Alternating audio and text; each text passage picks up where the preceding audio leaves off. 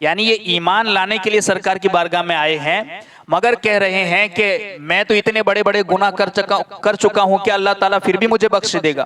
तो अल्लाह के रसूल सल्लल्लाहु ताला अलैहि वसल्लम खामोश रहे तो ये आयत करीमा नाजिल हुई कि जो तौबा कर ले और ईमान ले आए और नेक अमल करे तो अल्लाह फिर उसे बख्श देगा।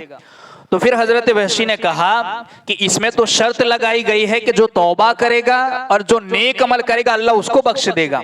अगर मैं नेक अमल न कर सका तो फिर क्या मेरी बख्शिश होगी? तो फिर ये आयत करीमा नाजिल हुई। ये आयत करीमा सरकार ने तिलावत फरमाई कि इन्नल्लाह ला यगफिरु अन युशरक बिही व यगफिरु मा दून ज़ालिका लिमन यशा, कि बेशक अल्लाह उसे नहीं बख्शता कि उसके साथ कुफ्र किया जाए और कुफ्र से नीचे जो कुछ है जिसे चाहे अल्लाह माफ फरमा देता है। तो अब वहशी ने कहा कि इस आयत में मगफिरत मशीयत इलाही के साथ वाबस्ता है। मुमकिन है कि मैं उन लोगों में से हूं जिनके साथ हक ताला की मशीयत मगफिरत वाबस्ता ना हो। यानी कि इस आयत में भी मगफिरत तो अल्लाह की मशीयत पर है, और हो सकता है कि मैं उन लोगों में हो जाऊं कि जिनको अल्लाह बख्शना ना चाहे।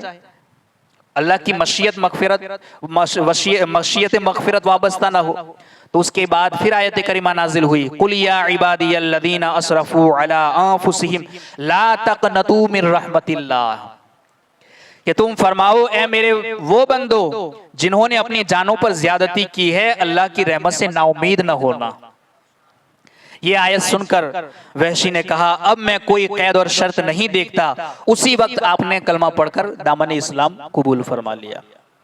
ये हजरत वहशी रदी अल्लाह ताला अन्हु का इस्लाम कबूल करने का एक वाकया था। इसके अलावा ये भी है कि मदारिजुन नबुव्वा में कि ये वाकया जो है वो खुद हजरत वहशी और सरकार के यानी कि सरकार की बारगाह में हाजिर नहीं हुए थे। ये कलाम जो है वो किसी के जरिए हुआ था, और ये भी है कि वो खुद डायरेक्ट सरकार की बारगाह में आकर के उन्होंने अमान तलब किया था। बहरहाल मगर इनका कबूल इस्लाम होने में इस तरीके से आयतें नाजिल होती रही तो उन्होंने कहा कि मैंने बड़े बड़े गुनाह किए, उसके बावजूद अल्लाह बख्श देगा। तो फिर आयत नाजिल हुई कि जो तौबा कर ले और नेक अमल करे, ईमान ले आए तो अल्लाह उसे बख्श देगा। फिर कहा कि इसमें तो कैद है कि जो तौबा करे और नेक अमल करे अल्लाह उसे बख्शता है। अगर मैं नेक अमल न कर सका तो फिर आयत करीमा नाजिल हुई कि अल्लाह शिर्क के अलावा हर गुनाह बख्श देगा जिसे चाहेगा, जिसके लिए चाहेगा। फिर उन्होंने कहा कि इसमें भी तो अल्लाह की मशीयत पर है। अगर मैं उन बंदों में रहा जिसको अल्लाह बख्शना ना चाहे तो फिर अल्लाह रब्बुल इज्जत ने कहा ला तक़नतू मिन रहमतिल्लाह, मेरे उन बंदों को कह दो कि जो अपनी जानों पर जुल्म कर बैठे हैं कि ए मेरे बंदो मेरी रहमत से ना उम्मीद न होना।